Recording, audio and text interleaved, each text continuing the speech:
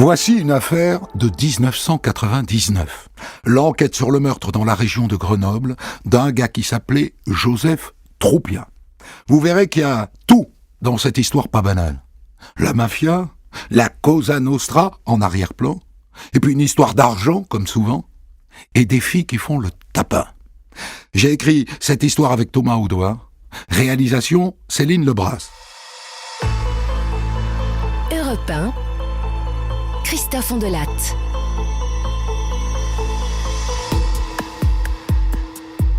Cette histoire commence un jour de rentrée des classes, le 6 septembre 1999, à Sardieu, un village de l'Isère de 1000 habitants.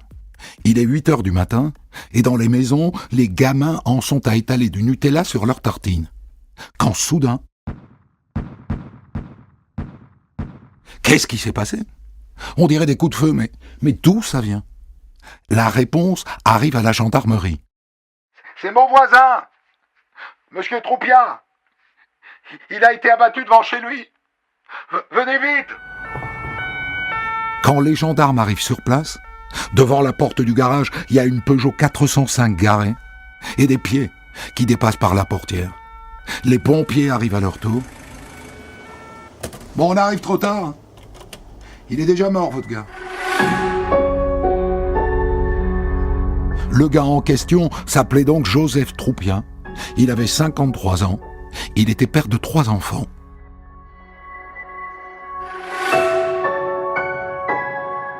Joseph Troupia semble avoir été abattu, exécuté, alors qu'il sortait de chez lui et qu'il venait de monter dans sa voiture.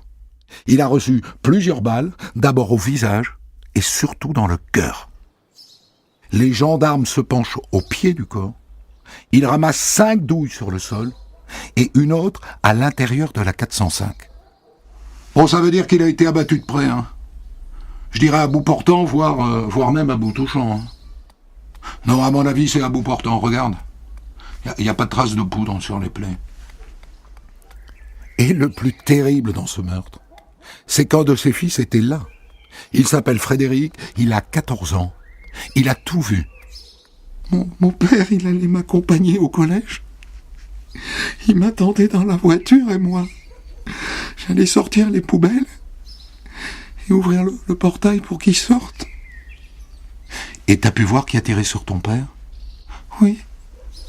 J'ai vu un homme qui partait en courant. Et cet homme, Frédéric, tu pourrais me le décrire ? Il portait un masque bizarre sur le visage. Il avait une casquette, et puis j'ai vu aussi qu'il avait les cheveux attachés en queue de cheval. Il était brun. Et les vêtements, Frédéric ? Quelle sorte de vêtements il portait ? Je dirais que c'était des vêtements sombres. Et après, Frédéric est allé se réfugier chez les voisins. Et le voisin est venu sur place. Je l'ai trouvé étalé sur le siège de sa voiture, il y avait du sang partout. Et alors par terre, il y avait une casquette. Et donc je l'ai ramassé et je l'ai mise sur le coffre, là, regardez. Vous inquiétez pas, j'ai pris toutes les précautions. Une casquette ? Avec un peu de chance, on va y trouver de l'ADN, même si on est en 1999 et qu'en matière criminelle, l'ADN n'en est qu'à ses débuts.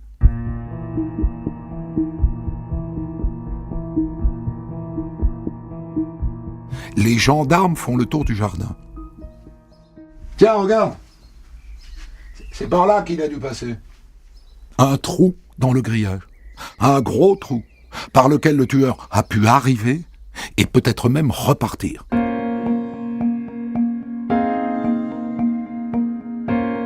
Bon, maintenant, il faut prévenir le reste de la famille. C'est-à-dire l'aîné qui a 20 ans, qui vit encore chez papa, mais qui n'était pas là. Et puis la seconde qui a 17 ans, qui étudie à Grenoble et qui a pris son indépendance. Et puis la mère des gamins, la femme de Joseph Troupia. Ils sont séparés depuis 1 an et en instance de divorce. Quand elle arrive sur place, les gendarmes assistent à une drôle de scène. Parce qu'entre-temps, son fils aîné est arrivé et il lui tombe dessus. T'es là, toi? Hein? Papa est mort! Qu'est-ce que tu lui as fait? Qu'est-ce que tu lui as fait? Ça veut dire qu'il pense que sa mère est mêlée au meurtre de son père? Eh ben oui. Et pas que lui. Son petit frère et sa sœur pensent la même chose. Les gendarmes se disent, elle va être vite pliée, cette affaire. Eh bien, ils se trompent.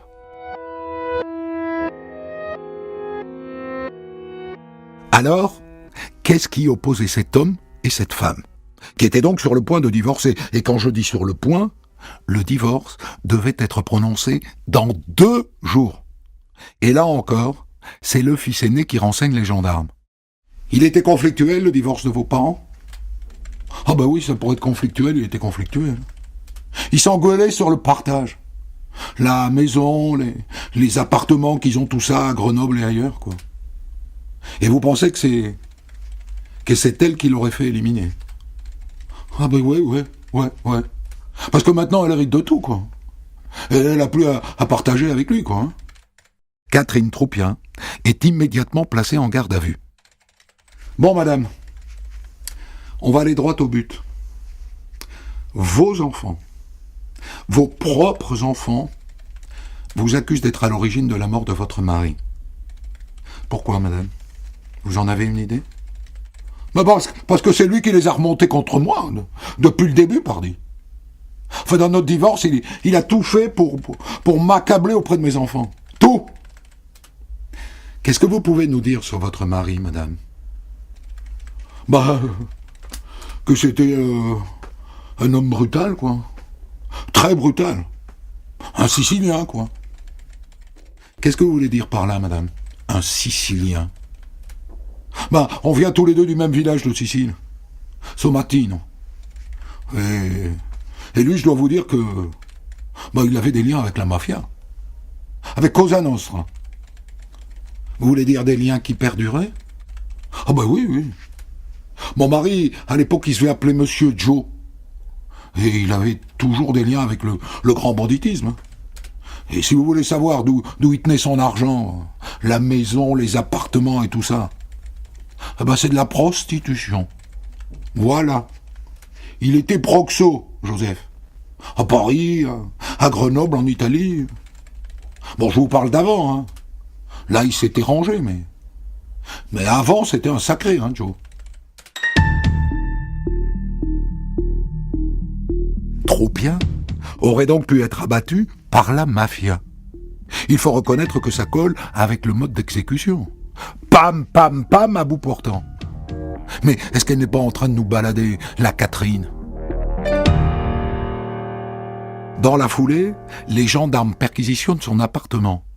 Ils ne trouvent pas grand-chose, hein, sauf des agendas et des carnets d'adresses. Et ça, c'est très précieux.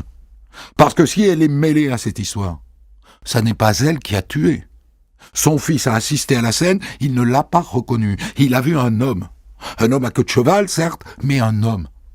Si c'est elle, elle avait donc un bras armé. Et son nom est peut-être dans ses carnets d'adresses. Cela dit, en attendant, les gendarmes n'ont aucun biscuit contre elle. Sa garde à vue est levée assez rapidement. Et maintenant, revenons-en à cette piste mafieuse. Elle tient, je vous l'ai dit, par le mode opératoire. Pam, pam, pam, à bout portant. Mais en revanche, elle ne tient pas du tout par le calibre utilisé. Enfin, les douilles retrouvées près du cadavre étaient du petit calibre. Et c'est connu, la mafia sicilienne utilise traditionnellement du gros calibre. Et puis, le tueur a perdu sa casquette, ça fait pas pro du tout. Cela dit, après vérification, la famille Troupia est connue de la police et de la justice. Et Joseph Troupia, alias Monsieur Joe, a bien sévi dans les années 80 et 90 dans la région de Grenoble. Il a été mêlé à des histoires de raquettes et de prostitution. Et les gendarmes s'aperçoivent qu'il y a 5 ans, il a été arrêté en compagnie d'un membre très recherché de Cosa Nostra, Calogero Pulci, accusé d'un assassinat et de 2 tentatives. Lequel Calogero Pulci est, figurez-vous, le neveu de Catherine Troupien, la veuve. Et on dit que Pulci, quand il a été arrêté, avait un magot caché quelque part. Un magot de 500 000 francs, c'est-à-dire 76 000 euros, sous la forme de bons au porteur. Et ce magot, qu'est-il devenu? Les gendarmes, une fois de plus, interrogent le fils aîné. Cet argent, c'est ma mère qui l'a récupéré. Quand Pulci, qui était son neveu, est parti en prison. Et il est devenu quoi, ce magot, depuis? Elle l'a donné à mon père. Ça, c'est une sacrée piste. Et un sacré motif pour avoir exécuté Trupia, pam, pam, pam, à bout portant. La vengeance de Calogero Pulci qui s'est fait chipper son pognon. Sauf qu'il est en prison, en Italie. Et donc il ne peut pas être le tueur. Cela dit, le juge d'instruction demande au policier italien de l'interroger. Je n'avais aucun compte à régler avec mon oncle Joseph. Aucun compte. Moi, Joseph, je l'aime beaucoup. Hein. Beaucoup. Un homme avec une queue de cheval, monsieur Pulci. Ça vous dit quelque chose? Oui. Oui, ça me dit quelque chose. Un truand de Grenoble. Et il balance un nom. Et les gendarmes vérifient. Le type ne pouvait pas être à Sardieu le jour du meurtre. La piste mafieuse se referme. Au moins provisoirement.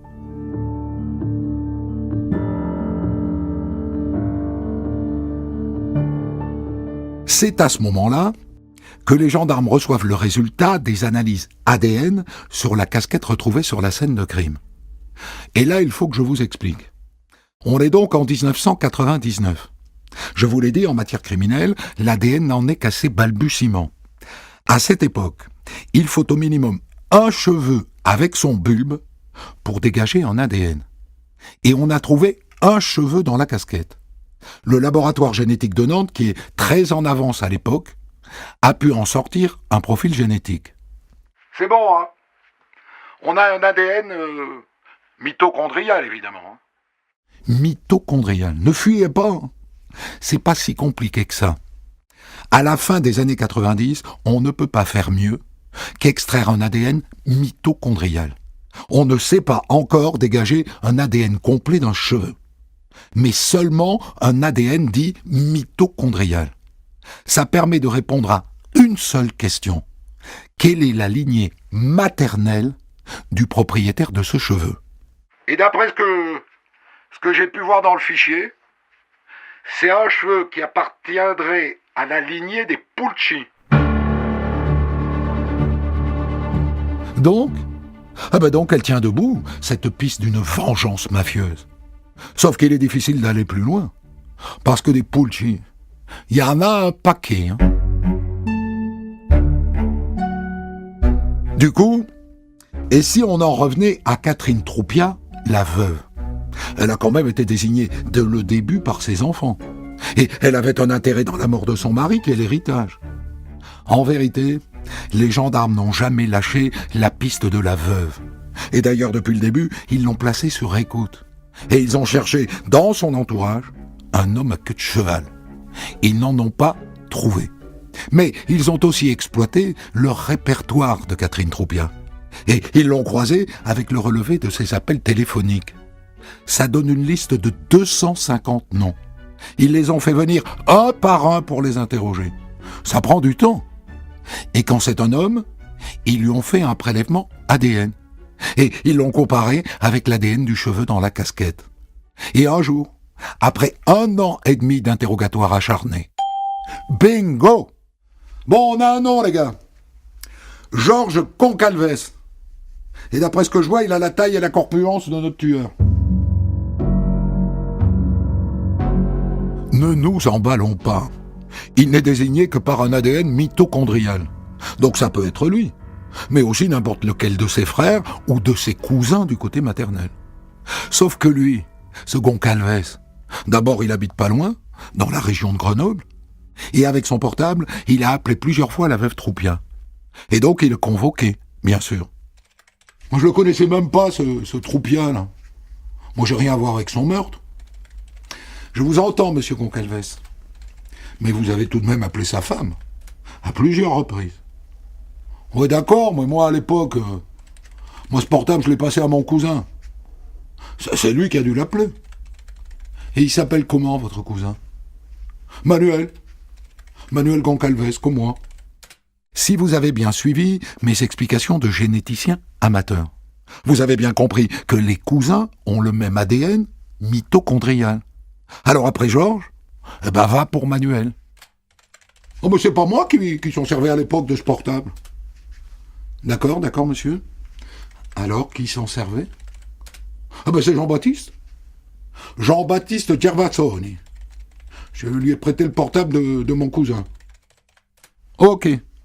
Donc ils vont tous se refiler la patate chaude. On n'est pas sorti de l'auberge, ou plutôt de la pizzeria. Mais les gendarmes ont autre chose à se mettre sous la dent que l'ADN de la casquette. Ils ont aussi les écoutes téléphoniques sur la ligne de la veuve. Et un appel les intéresse bien. Un appel passé lui aussi avec le téléphone de Georges Goncalves, qui s'avère être très prêteur. Allô? Allô, c'est qui à l'appareil? C'est Catherine. Ah, Catherine, d'accord. C'est José, là. José? Mais c'est qui, ce José? Les gendarmes ne tardent pas à trouver la réponse, car ils planquent devant chez les Goncalves et devant chez Gervasoni. Et régulièrement, ils voient aller et venir un type qui n'a pas de queue de cheval, mais qui a en permanence une casquette vissée sur la tête. Clic-clac Kodak, il photographie sa plaque d'immatriculation. Bon, c'est bon, hein. J'ai le nom de ce José. Et figurez-vous que c'est encore un cousin des Goncalves. José Goncalves. Cousin, donc avec le même ADN mitochondrial. Capito?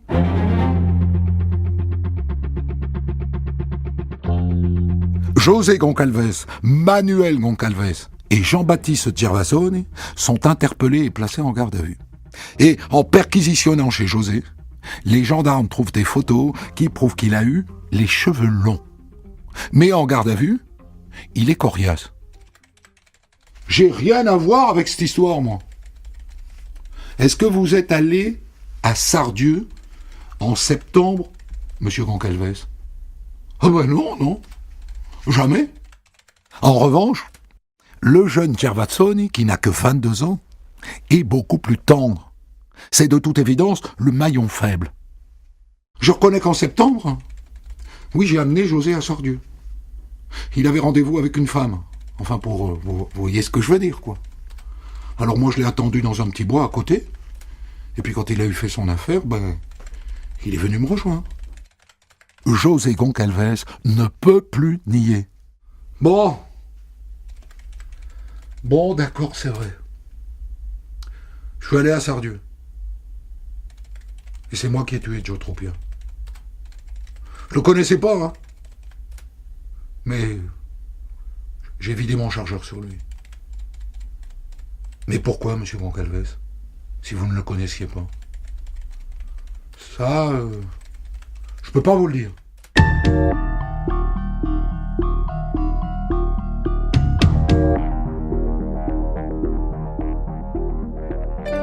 Mais les gendarmes ont déjà leur petite idée. Ils pensent que le commanditaire pourrait être la veuve, Catherine Troupien. Car figurez-vous que dans les jours qui ont suivi le meurtre, elle a retiré 25 000 francs en liquide sur son compte. Le prix de l'exécution de son mari? Est-ce que c'est à vous, monsieur Goncalves, qu'elle a remis ces 25 000 francs? Ah oui, c'est à moi. Et c'est aussi elle qui m'a donné l'arme. Eh ben voilà. Elle est pliée, cette affaire.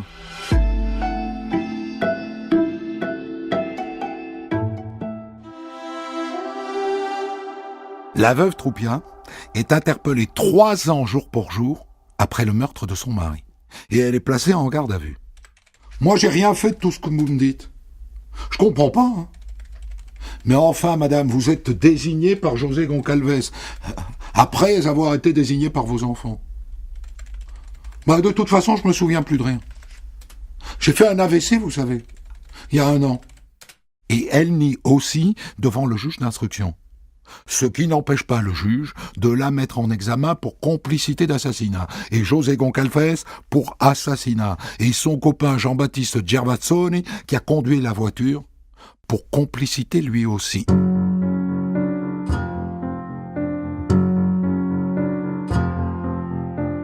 Dans les semaines qui suivent, le juge les fait venir tous les trois dans son bureau pour une confrontation. Et la veuve Troupia reste droit dans ses bottes. Tu dis n'importe quoi, José. Je vous ai jamais rien demandé. T'es qu'un menteur. Mais c'est toi qui mens. Tu m'as demandé de le tuer pendant des semaines. Et ça se tient, parce qu'il s'avère que José avait des soucis d'argent. Il raconte qu'il a croisé Catherine Troupia dans un supermarché, qu'au début, elle lui a proposé de faire de petits travaux dans sa maison, qu'ensuite elle lui a proposé de coucher, ce qu'il a fait, et il est tombé amoureux, le couillon. Et que là, elle lui a raconté que Troupia la battait, qu'il l'avait même prostituée. Bref, elle l'a gentiment conditionné pour qu'il accepte de tuer son mari. Alors à ce stade, bien sûr, tout ça n'est que supposition, parce que elle, pour l'instant, elle n'a rien avoué du tout.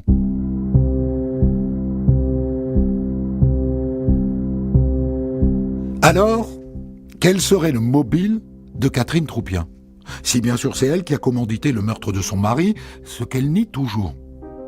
En poursuivant leur enquête, le juge d'instruction et les gendarmes trouvent un certain nombre de réponses. D'abord, elle n'a pas totalement menti à José. Son mari, Joseph, alias Monsieur Joe, l'a vraiment prostituée. Et après, c'est elle qui est devenue mère Macrel. Avec Joe, à un moment, ils ont eu 12 filles au turbin.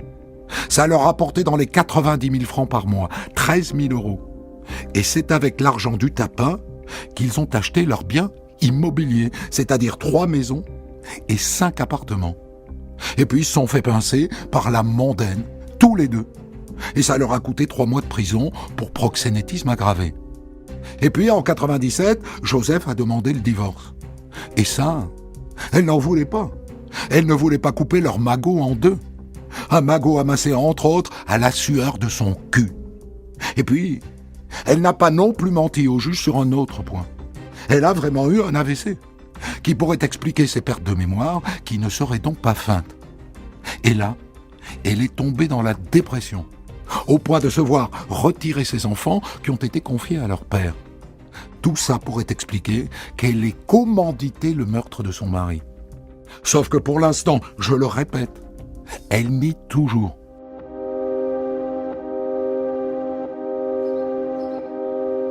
Très vite après, le juge organise une reconstitution dans la maison de Sardieu. Et là, bonjour l'ambiance.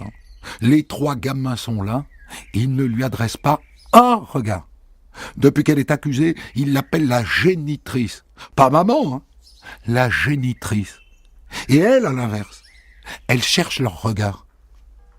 Mais alors, mes chéris, vous embrassez pas votre mère? Enfin, je suis quand même votre mère, non?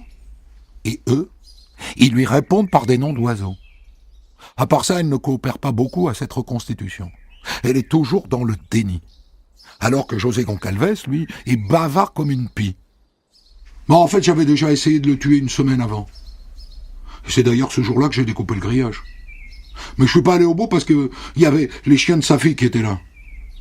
En revanche, une semaine plus tard, je savais que la fille avait déménagé à Grenoble et qu'elle était partie avec ses chiens, quoi. Et vous le saviez comment, monsieur Goncalves? Eh bien, par Catherine. Elle voulait que je le tue quoi qu'il arrive avant le divorce. Elle était pressée. Bon. Maintenant, monsieur Goncalves, vous allez nous montrer les gestes que vous avez faits quand vous l'avez tué. C'est parti, on vous regarde. Franchement, monsieur le juge, j'ai pas regardé, J'ai pas pu regarder. J'ai vidé mon chargeur en tournant la tête. Ça, on peut en douter. Parce que le légiste et les balisticiens sont formels. C'était un tir précis.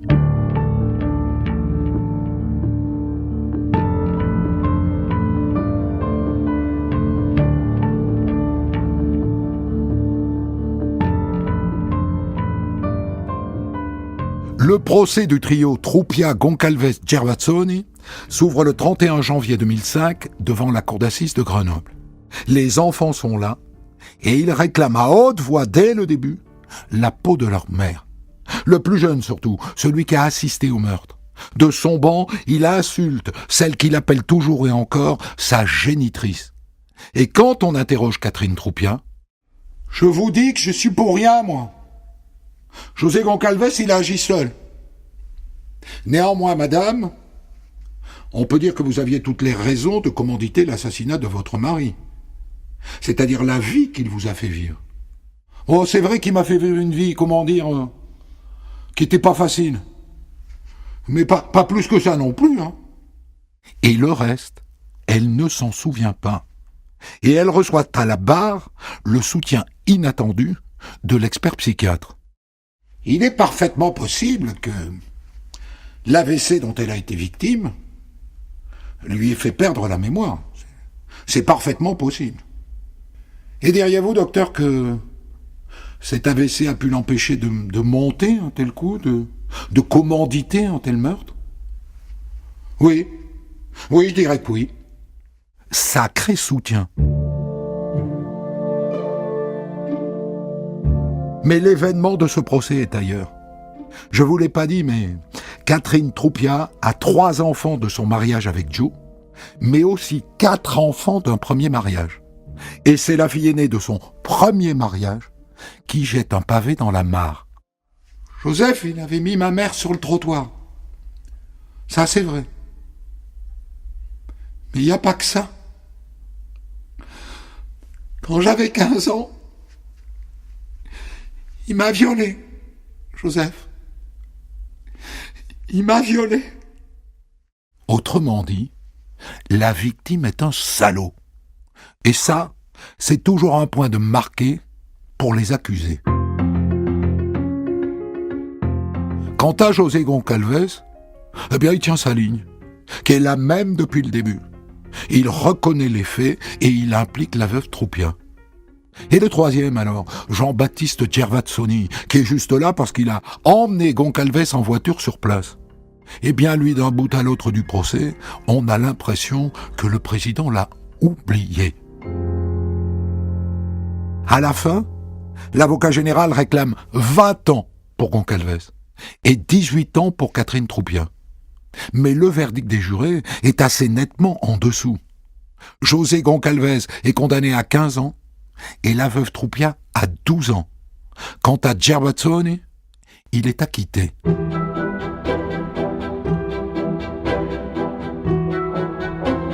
Personne ne fait appel. Et la veuve Troupia sort après 7 années de détention. 6 mois plus tard, on la retrouve morte chez elle, au pied d'une échelle. Une vengeance? La vendetta qui continue? C'est possible. Mais l'enquête conclut un accident. Et elle est enterrée, conformément à sa dernière volonté, dans la robe blanche de son mariage avec Monsieur Joe. Pour commenter son histoire du jour, Christophe Ondelat reçoit un invité, acteur direct de son récit. Et pour débriefer cette histoire, je suis avec vous, maître Sandrine Monchot du barreau de Grenoble. Vous avez donc été dans cette affaire l'avocate de l'une des filles de Catherine et de Joseph Troupia, partie civile donc. Et oui. Si j'ai bien compris, d'ailleurs, vous avez aussi été bien avant avocate de Frédéric, le plus jeune des fils, au moment où se jouait la garde des enfants et que lui réclamait d'être confié à son père. Donc au fond, c'est une famille que vous connaissez bien. Alors que je connais bien, effectivement, alors en fait, je suis pas intervenue avant l'assassinat, je suis intervenue tout de suite après, puisque s'est posé le problème de la résidence donc de Frédéric qui était mineur, et le juge des enfants a été saisi à ce moment-là pour décider de où allait Frédéric, qui voulait aller chez son frère et refusait obstinément d'aller chez sa mère. Donc c'est dans ce cadre-là où quelques semaines après l'assassinat, j'ai été saisie pour intervenir pour le plus jeune. Après, je suis intervenue pour la sœur. Et je les ai accompagnés jusqu'au procès. Alors d'abord, peut-être un commentaire sur le verdict. José Goncalves prend 15 ans, Catherine Troupia prend 12 ans, et moi je me dis que c'est pas cher payé pour un assassinat. c'était effectivement pas cher payé, ça a été une grande déception pour les enfants, mais on a vécu un procès compliqué, alors qui est effectivement relaté dans ce que vous avez dit, où on a eu une grande partie du procès, où on avait l'impression que la personne qui était accusée, c'était justement Monsieur Trupia, et non pas sa femme. Et ça a été très dur à vivre pour les enfants qui n'ont pas du tout partagé la vision que l'on a donnée de leur père sur ce que vous avez repris, sur ce qu'ont pu dire les filles, la fille aînée de Madame Trupia. Et c'est vrai que ça a été très compliqué pour les enfants d'entendre des choses qui, pour eux, ne correspondent absolument pas à la réalité. Pour eux, leur père n'était absolument pas un salaud, pour reprendre l'expression que vous avez utilisée. Et je pense qu'elle a bénéficié de cette image mauvaise qu'elle a réussi à donner du père, de la victime, et qu'on a parfois un peu oublié que la victime, c'était le père. Mais est-ce qu'elle a bénéficié aussi peut-être de son AVC et du soutien qu'elle reçoit tout de même de ce psychiatre qui va très loin? Elle en a sans doute bénéficié, si ce n'est qu'elle a voulu donner l'image pendant tout le procès de quelqu'un de malade, de quelqu'un de fatigué. Il y a eu quand même des moments dans le procès où elle a repris du poil sur la bête. Elle a montré sa véritable image en étant dans l'agressivité, notamment par rapport à ses enfants. Et là, on se rendait compte que c'était pas non plus quelqu'un de si malade. Les accusations de sa fille aînée qui dit Joseph m'a violée aussi, évidemment, ça joue en sa faveur. Parce que la fille aînée dont on parle, c'est celle de son premier mariage. Et oui, les enfants du premier mariage la soutiennent, à la différence des enfants de son deuxième mariage. Alors, ils la soutiennent au moment du procès, ils ne la soutiennent pas du tout au moment où ils sont entendus dans les premiers temps de l'enquête. Elle les a retournés. Là, ils donnent plutôt une image favorable de Monsieur Trupia, et c'est après, au moment du procès, où là, effectivement, un peu à la surprise générale, ils viennent soutenir leur mère, qui les avait pourtant abandonnés quand ils étaient jeunes. Il y avait des rapports qui étaient extrêmement conflictuels entre ces enfants et leur mère.